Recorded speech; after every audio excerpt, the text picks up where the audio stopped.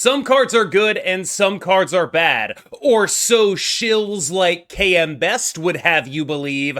Let's dive in to these hot takes. There are no bad cards. All of them have a unique place in the game. It just comes down to what you personally have fun with. I think that Marvel Snap has actually done a remarkably good job in terms of balance that allows a lot of different cards to be potentially viable and allows a lot of different cards to have roles. I think, unfortunately, though, my job as a sort of consumer advocate slash buyer's guide is to break this down into what is the best and then what is not the best. And then we use the word bad to determine what is not the best. Like, if I'm looking at two cars, you don't get to be like, well, you can't say this car is bad compared to the other car because it's still a marvel of engineering. Can you imagine what people who had horses would do to get this car that falls apart all the time? Like, I don't think that it's wrong to call these cards bad when the shorthand is bad in the context of the current metagame compared to the other options that you could be choosing, right? Like, I think people take it to mean an absolute when it means a contextual thing, and that's why there's no such thing as a bad card, where there is such a thing as a bad card. It's a card that is not going to help you win, and then you look at a card that is not going to help you win in what context? Well, the context of the current metagame. And then you can zoom out a little bit. Like, what will putting this card in my deck instead of another card do for me? How much will it drop my win rate? Will it drop my win rate? I think you can make an argument that if there is a card that can replace this card and raise your win rate, it's probably a bad card a lot of the time. And in the context of a deck, saying this is a bad card in this deck is a very real thing to say. And by the same token, this is a bad card in this metagame because of 10 different factors that make it a bad card in the variety of decks that could play it. Potentially there's overlap. Potentially the thing that card does isn't wanted in this metagame. Bunch of different things can make a card good or bad contextually. And then I think that there's this additional loop where people have a lot of leeway for cards that were previously good because they know they have been good before, but they have very little leeway for cards that have not been previously good. And so it's easier for a card that hasn't been previously good to sort of fall into the bad camp and get stuck there than it is for a card like, say, Shang-Chi, who is and has been bad in certain metagames, to ever actually be regarded as bad. Long story short, there are bad cards. It's just we're using the word bad to mean two totally different things. Bad for me means suboptimal. Bad for you means like objectively bad and morally evil, which is never really how it's being used by me, at least. Cable should be cut from every mill deck. All right, I'll tell you why I disagree with this one. And a lot of this goes back to like my ethos on the mill deck, which is that it's not actually a mill deck. It's just a mid-range deck that has a mill sub-theme into it. And that like the less of a mill deck you are, the better off you are. The reason I like Cable, despite the fact that he is still kind of a mill card, is because I do value just 2-3 draw a card enough that I'm totally fine with it. And I think it's like the least investment you can make in being a mill deck and keeping the mill part of your strategy alive and still actually just be playing good cards. Like, if we acknowledge Cable as just like, that's actually a pretty good card, I'm fine to play it. If we acknowledge that, then the only real card we're playing that's a mill card and only a mill card and doing nothing other than milling is Yondu. And we've covered that Yondu in the mill deck is actually sort of a backdoor cover way of trying to get death to be cheap. So even he is doing more there. So I think that the reason I like Cable is because it is so barely a mill card. It's a card that has mill upside, but is also just good. And so the less this deck is a mill deck, the better it has become. The more of a mill deck it becomes, the more cards it invests to the strategy of milling, the worse it gets. The less it invests, the more it can be a normal deck with mill upside, which is where it really shines. Second Dinner completely ruined everything they intended with the Adam Warlock change. Nobody plays him now. They need to make him a 2-cost 0 power again. At least he had utility in negative and Cerebro decks. See, this is where we sort of disagree, where it's like, when you say that last sentence where, like, at least he had utility and negative, he was bad there, too. Like, he probably wasn't a part of the best 12 there. You could cope yourself into playing him, but he was bad there. And I will say that that alone is a coherent enough argument for them reverting the Adam Warlock nerf. Because I think one of the most crucial things in card games is that players be able to cope themselves into believing things that are not true. And I think that can range for like a wide range of things, like coping yourself into, oh, I didn't misplay, I just got unlucky. Or if you're me, I didn't misplay, I just got sniped. There's a bunch of things that are beneficial to the game if you are able to externalize your blame, because it's very hard to internalize your blame. And coping yourself into thinking Adam Warlock was a good card in those decks, I think is a mistake, because he wasn't. He was like, I don't know, the 15th best card in a game where you have 12 deck slots, right? And that's fine. I think it's perfectly acceptable and perfectly reasonable for people to want their cope card back. And I think that the game should go out of its way to make those cope cards exist. I applaud them for trying something with Adam Warlock, but he went from unplayable and people could cope with him to unplayable and people could not cope with him. And I think that just having him be this like copeable card is kind of exactly what you want from an effect like that. So I would be in favor of moving Adam Warlock back, but I do think that like if you zoom out and look at it, he definitely didn't get worse. I can tell you that much. If you have to put Shang-Chi in every deck, you actually aren't very good at strategy games. See, I think this is just like a really terrible take. Like just a really, really, really awful one. Because this is an example of what I'm talking about, where you like externalize something that is happening to you and you make it someone else's problem, and then you use it to say that they're bad at the game. Like, if you can't win a game without Shang-Chi, well, it's a good thing you were smart enough to put Shang-Chi in your deck then, right? Like, getting mad at people for running tech cards, like the way I read this is like, I just lost to Shang-Chi and I'm mad about it. Why do so many people run Shang-Chi while I'm playing Surtur Scar? Like, I'm not seeing this one. I think it's actually the other way around, where like, if you think that deck choices or anything like that has a bearing on the actual skill of a player, that's when you're bad at card games, because you aren't grown up enough to zoom out and understand that all of that stuff, for lack of a better term, is in the game. You have to be like, yeah, people are gonna play Shang-Chi. Nobody is out here running Shang-Chi as a crutch. People run Shang-Chi in decks that otherwise could not match the point output of decks that are vulnerable to Shang-Chi. That is the point of him. He exists to do that. And so, like, to be like, this class of decks is only played by people who are bad at the game is a ridiculous assertion. I would go so far as to say there is barely a correlation between skill level and deck choice outside of massive outliers, like things like move bounce, for example. And the correlation there is only that the deck is really hard and annoying to play. In terms of things that people talk about, like, oh, you know, Hela takes no skill, tech cards take no skill, takes no skill, Arishem takes no skill. Almost all of that is the exact cope I'm talking about. And while I do think it's important, I also think it's important to point it out. This is delusional, okay? Your skill is determined by, and deck choice is a part of it, how good you are at the game, what ranks you reach, what accomplishments you reach, any of that stuff. Feel free to use that to determine skill. But deck choice, choosing the right deck, is skill. Making the decision to queue into a game with a deck that had a positive matchup against what your opponent is playing, that's skill. They probably evaluated the metagame and they were like, huh, Shang-Chi seems good here. Or maybe they didn't and they just net decked someone who evaluated the metagame and were like, huh, Shang-Chi seems good here. I have no patience for people who are going to put people down based on deck choice. That is ridiculous. Grow up and put people down based on rank like a real man.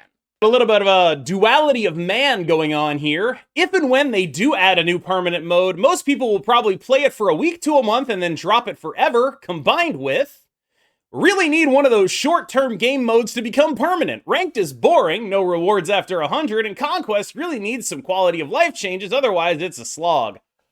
I'm gonna be honest, I tend to agree with the first person here. I think that a lot of people don't necessarily know what they want, and what they want is actually a feeling or a vibe that they can't recapture, and they associate it with novelty, so it's like, I want this, and so they're like, the game mode is where I get the novelty, but then they don't realize that that novelty sort of wears off, and they're like, now I want a new game mode. I didn't want this, I didn't want this, I didn't want this. And so I do think that Second Dinner is by and large making the right decision when it comes to how they plan to approach these game modes. They're using them as mechanisms to give away cards. They're using them as one-time only things. I think everyone would get really tired of High Voltage if it was here forever. I know everyone would get really tired of Deadpool's Diner. I have played absolutely zero of whatever that new game mode is, so I can't really speak to that. But of the game modes we've seen, I think they are correctly used in short bursts. Diner was about the snaps, High Voltage the energy, and now Sanctum Showdown is about the locations. I vastly prefer they keep doing new modes that are unique to Marvel Snap in ways that other card games can't, rather than doing something just because other card games do. Draft mode. So 2 parts here. I personally love base Marvel Snap gameplay. That's what I love doing. Here's the thing. This is where I should cut to a picture of the thing. Here's the thing. I won't do that. There is something to be said for draft mode, because I think the major reason that people want draft mode is not because they want to play draft mode or necessarily they love the experience of draft in other games. It's a combination of what we just talked about, the drive for novelty, a changed experience, and also a desire for a way to sort of have an end around of the collection system. A desire for a way to sort of try these new cards, maybe some of the time, without actually buying them, right? A desire for a way to have this, like, open some packs, and if I rip this super awesome mythic rare, going back to Magic for a second, then I get to, like, stomp my draft pod and, like, actually get the mythic rare. And I think, unfortunately, that a lot of the desire for a draft mode is based around the idea of it being an end around for card acquisition.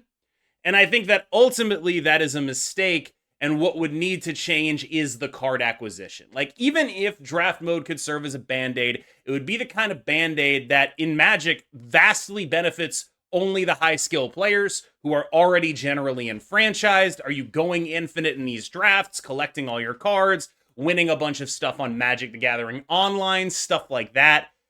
It's not a good way to get cards to people equitably. It is a good way to make sure that people are extremely rewarded for being highly in tune and being invested, and not a good way to actually fix card acquisition. And so I think that ultimately draft would fail at being a band-aid on card acquisition, and it would also not bring the novelty that people want. However, I do think they should at least try figuring out how to do a draft mode for 2 weeks. Like, I just think they should try it. And if it ends up being like a massive hit and all my fears about it are wrong, I think they should give it a shot. Like, I really do. And I think that that would be a really good way of figuring this out. Because right now, I have theories, but if they could just make a draft mode that you, like, had to buy into and be like, hey, it's going to be up for 2 weeks, see what you want to do, that would probably be way better than anything else. I don't actually think this community can ever be pulled back from the toxic place it's been in recent years. The resentment towards Second Dinner is too deep at this point for some people that they'll never be satisfied with the devs of this game, even if they get everything they want. Sad, TBH. I mean, this is the kind of stuff that has me living in fear for my job, basically. Where it's like, everything is going great right now because they were just extremely generous, but at some point, like, people seem to expect the quote-unquote new era of Snap to be this immediate flip, and everything they ever wanted, cards start falling out of the sky, everything's going to be good again. And, like, my baseline expectations, my high-end expectations, I should say, are like maybe they get 1.5 to 2 times as generous as they were before. And when you look at that, that's actually like a huge ask. It's like, hey, we need you to make significantly less money.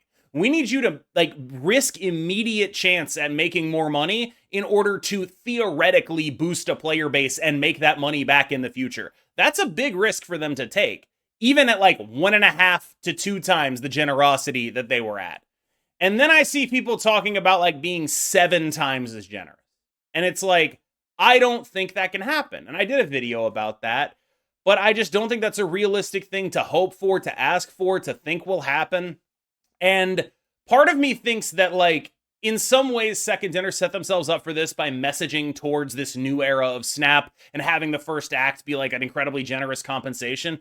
But I do think they're going to have to just do, like, I don't know what the right word of it is. Like, just have, like, a heart-to-heart and be like, guys, we're going to try to do better, but we're not a charity.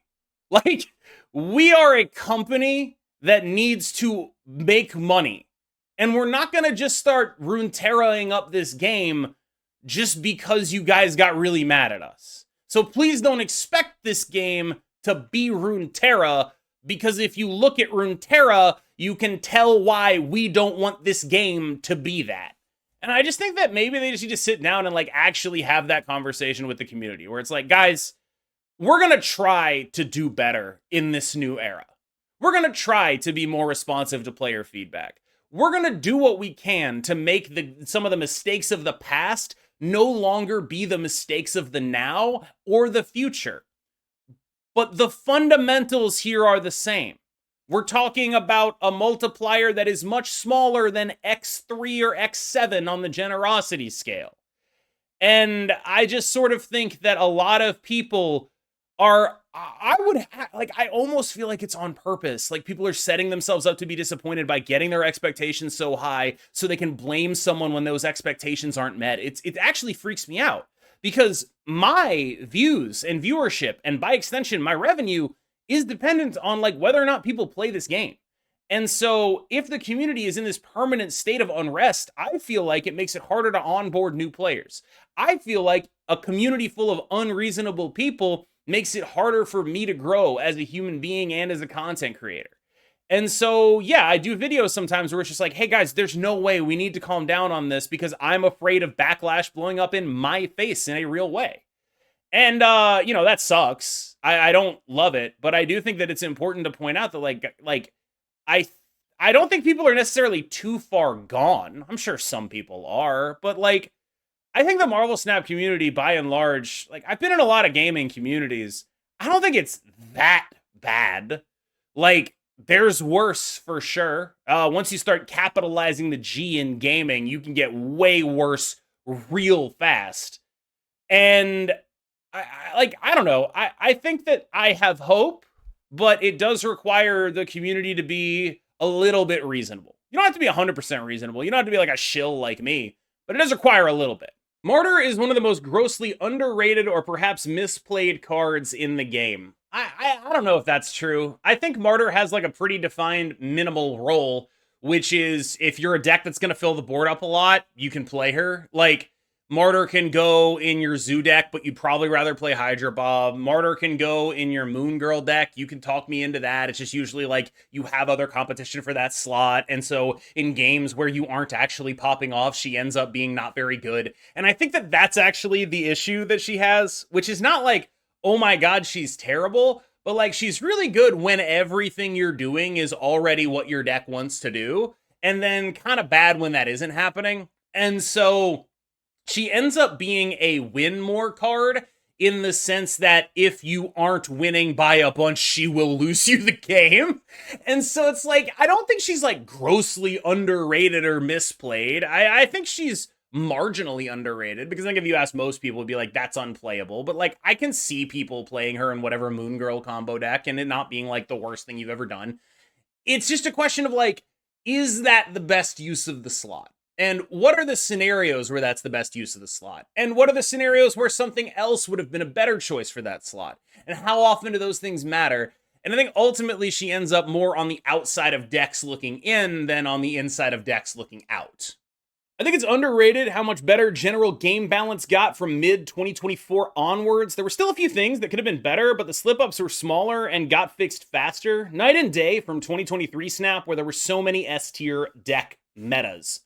Yeah, I think this is actually basically objectively true, and it is something that I won't say it goes without saying, because it comes up in my videos fairly often, but I don't think it comes up enough, frankly, in like the wide scheme of Marvel Snap, which is they clearly changed something in the design process early to mid 2024, and they stopped releasing as much garbage and as much like garbage in both ways, right? Like they would release cards that were like really bad, and they would release cards that were like really good, and we got really like very well within range right now. I think a lot of people have some issues with the way like with specific recent cards, but I think that's more with like their design ethos, right? They've gone out of the way and they said like, hey, we want every card we make to be good. We will buff those cards in order to make them good. And we especially want season pass cards to be unique, desirable, and fun. And I think that like, first of all, that's probably the right way to go about it for the community, in that if you're getting 5 new cards a month, the strongest one being on the season pass is actually probably good. Maybe I'm off base because I'm used to card games being like a thing that costs money, and so I'd rather spend $10 than $60, right? A free-to-play player can, of course, accumulate caches that will not get them the season pass card, so there is that downside, right? But I think that generally speaking, there have been far fewer massive mistakes in 2024 than there were in 2023 by a pretty huge amount. And I think that that is notable and is commendable. I know that a couple of new people have been brought on at Second Dinner. I don't know how much to credit any of them, but I know you're talking about mid 2024. I'm fairly certain that is when Jules Robbins was brought on. Used to be a Magic designer. Excellent. He's the guy who did High Voltage. Phenomenal. Like everything I've seen from this person. And I will say, I am biased because he was the Council of Colors red guy in Magic, and I'm very much a red guy. But maybe it's Jules. Who the hell knows? I know that Jason Yang got a shot at designing his first season pass in his first season in mid 2024, which was the Young Avengers season, which is like generally very well regarded, I think. I would go out on a limb and say that like maybe they're just bringing in the right people, and like it's not just, you know, one guy in a dark room shooting designs off of a hard drive from 2022 and saying we should probably put this on the game. Maybe it's that. Glenn's also mentioned like I think they do like some sort of competitive or internal playtesting. Maybe they stepped that up, but something did change. I don't think I peg it to like mid 2024. I think it happened a little bit earlier. Like I'd say like March is when I first started noticing it, which maybe means it happened a little earlier. I have to like look into that and figure out when it is. But like basically there haven't been any blob-sized misses since Blob. And I think even the people who think Arishem is a miss, like I don't think Arishem is a miss. I think it's actually probably like one of their biggest hits in terms of this is one card that is extremely desirable that a bunch of people got, and it gave them an excuse to nerf a bunch of cards that probably should have been nerfed already. Like, Arishem, I think people look at as a mistake, and I don't really know, because when I look at that card, what I see is like probably the best-selling card of the year, and it's hard for me to look at that and be like, that's a mistake, right? And I do think they nerfed it at the right time, because old Arishem in a world where Doom 2099 and Galacta and Ares exist would be kind of a nightmare. I get it. But I don't necessarily think it was ever too busted, except that first few weeks where the culprits were definitely cards that weren't necessarily Arishem. It was like the disruption that would be enabled by Arishem. It was Doc Ock and stuff like that, right? And those cards, I think, probably had to get fixed at some point, and Arishem just accelerated the timeline. I don't know. I do think they're sort of on it in terms of like, yeah, no, they're basically like making good cards, and they're strong, and they're nice and unique and fun, and there have been a lot of beggar season passes in 2024. Like, even just like second half of 2024, there is Kate Bishop, there is Surtur, there is Agent Venom, there is Iron Patriot doesn't count. Galacta And it's just like, wow, that's like a lot of really good cards. And that's probably a good thing. Again, I like that season passes are like not necessarily highlights, but like kind of build arounds for the whole season. I think that's very sick. And yeah, I think that they have done a better job at making cards be strong, but not too strong. And if they are too strong, with the exception of Arishem releasing with a balance lever on them that makes them easy to change, that they seem to have prepared in the eventuality that they were too strong. Like, they're not releasing Eliaths anymore, where, like, in order to change Eliath, you have to change the entire card and it has to just do a totally different thing, and there's actually no numbers change that makes it okay. That's a big upside. B and C tier Marvel characters are power creeping the best characters in the game, and I'm not sure how they fix it. Yeah, this is what I like to call the glup shitto problem, and it's 100% true. Like, there's a bunch of cards in Marvel Snap that are just like some guy who appeared in 6 issues of whatever comic 40 years ago, and it's just like, that guy's really important to the metagame. Like, the Infinite is in, like, 1 issue of the Ultimates comic that I read, and, like, basically nowhere else. Like, it's literally just a dude from outside our solar system or outside our dimension who is trying to communicate with us, but can't because he's too damn big. And then the Ultimates shrink him down, and, like, that's it. That's what happens. That's the comic. That's the Infinite. That's the biggest guy in Marvel Snap. Like, it's definitely something like glup shitto wise. And I think a lot of that is they used a lot of iconic characters on starter characters. And I understand their thought process here. You want people to join the game and be playing with Captain America and the Hulk and all of the guys that they know and love and want to play with, and not with like generic Hydra agent number 52 like you do in a typical game like that. I get it. But it does put them in this situation. In terms of solutions, I mean, they could just like make Thing 2, right? They did Symbiote Spider-Man, yeah? They could just like make Hulk 2. That's what Bruce Banner was. They did Sam Wilson Captain America. They did Miles Morales. Like, they could probably just do it, right? Like, they could just be like, we're gonna bite the bullet and we're gonna make, you know, second Captain America. Let's just get it out of there and just be like, let's make second Captain America. They could do it. They did it with Spider-Man, who was the right person to start with, the most popular Marvel hero. But yeah, like, I think they probably should try to look at it. I think the weird one is, like, there are certain characters in the early game who were just, like, on vanillas, and that's one thing.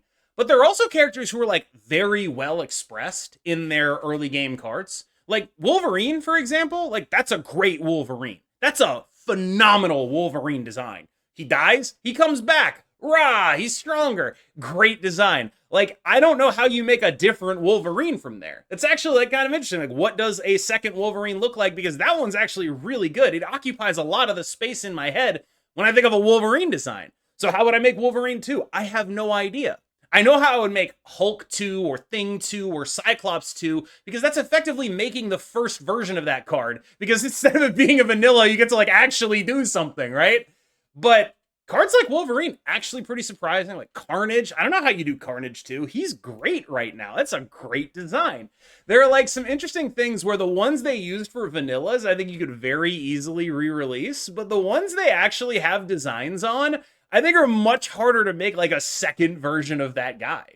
And that's a weird spot to be in, actually. But yeah, like my solution to this, very simple. Just go make, like, you know, an actual Misty Knight card or an actual Shocker card. I guess maybe you can leave Shocker and Misty Knight at home, but like Cyclops, Thing, Hulk, maybe Abomination, those could be cards, and you could probably sell those. I'm not a Trump guy, but I have to say I credit him for getting me enough compensation for 2 Series 5 cards. Biden never did that. I've been, like, sort of generally diving into, like, that whole situation just a little bit. And there's a couple of reads of it that occur to me, but the one I basically believe is that Trump and the guy in charge of TikTok, or ByteDance or whatever, the idea was basically that the Biden administration had said, we are not going to enforce this. We're going to have to see what the Trump people do. And the Trump people were like, we are not going to enforce this. And then TikTok and Marvel Snap and all of that went offline anyway. And then came back up with a message saying like, hey, everyone, thank President Trump for this. And so my read on this is not that like Trump and TikTok colluded to make this happen. necessarily. My read is that if I'm the guy who's running TikTok, I have a big desire to make Trump look good. Because one thing that we have noticed over the course of having this guy as our president is that he really likes when he looks good and his ego is polished and his name is on buildings and stuff. That's kind of his thing. And so if I'm the guy who's running TikTok and I'm the guy who's running ByteDance, I'm like, you know what I should do? I should make it look like he solved this problem. I should make it look awesome. And then you go ahead and you get exactly what you got. You do that. Obviously, I don't know if any of this happened. But again, if I were the guy running TikTok, I'd be like, yo, we could make them look so good. They will love us forever. Because the thing that actually flipped Trump on TikTok in terms of ideologically was that he learned he had a lot of influencers there. That was it. Like, doesn't take a lot to flip the guy if the people on the platform like him and if it's benefiting him. And so if you're the guy who runs TikTok, you can just be like, I'm going to make you look good, dog. And that'll probably help you in the negotiations. I would totally do that. So that's pretty much my read on what happened with TikTok and ByteDance and Marvel Snap. Obviously, it's not like, it's just a theory, a game theory. But I do kind of feel like that makes a lot of sense to me, which is a long way of saying it's kind of Trump's fault that we got it off in the first place. But, whatever. Also, I just wanted to give a huge shout out to, I think it's Senator Cory Booker, who is currently advising other Democrats on like how to approach social media, but he's saying they need to be posting 1 to 4 times a day on TikTok, which is just like, it's so perfect, like Democrat thing where it's like, yeah, we should post 1 to 4 times on the platform we're calling Chinese propaganda and we voted to ban. Incredible move. Just wanted to really shout that out. Just a real demonstration of backbone and belief from those guys. The Blob for Goliath trade wasn't as bad as everyone thinks. It might make both decks better. So I feel like this one bears a little bit of explaining. Regis here is referencing the Luka Doncic Anthony Davis trade. Blob, of course, being Luka because he's fat. Anthony Davis, of course, being Goliath, the all-defensive first teamer who swallows up attacks around the rim. It's a great analogy. I really like this joke. It's a really good one. But if you're going to sit here and look me in the face and tell me the Anthony Davis for Luka trade is actually something that might make both teams better, I'm going to call you a crackhead. This is a crackhead take. This is terrible, okay? The Anthony Davis for Luka trade being something that might make both teams better is at best for the Mavs in the short term. The shortest of short terms. Maybe they get a little better right now. Maybe they get to make a deep playoff run right now. Maybe. But having Luka and having the ability to offer him the Supermax and keep him in your team for an additional 5 years is something that is so much more valuable than any individual deep playoff run because it is a guarantee of future deep playoff runs. He just took them to the NBA Finals. This is not actually like a crazy thing to grasp unless you're apparently Nico Harrison, the GM of the Mavs. Even if it makes this team better for a year, it will make them worse for 10, 20 years. This is a decades-long, like, baseball bat to the kneecaps of the Dallas Mavericks. And there is no genuine return for this for a player of Luka Doncic's caliber at his age that could ever be worth it. But if there was one, it would not involve only one first-round pick when Mikal Bridges is getting 4 or 5. Ridiculous. Ridiculous, outrageous, absurd trade. Under no circumstances defend the Mavs for this. I honestly believe that the reason they are doing this is because the owners of the team, the Adelson family, wants to use the Mavs purely as a method of opening up sports betting in Texas. And if the team is bad, they can threaten to move to Vegas, which will help them get the leverage to get sports betting in Texas, or give them a team in Vegas. That is like the only explanation is that like This is intentional tanking in the sense of intentionally tanking the franchise for future economic profit rather than for future draft picks. That is my read on this trade. All right, y'all. Thank you so much for watching that video. As always, I've been KM Best. You've been phenomenal, and I will see you in the next one.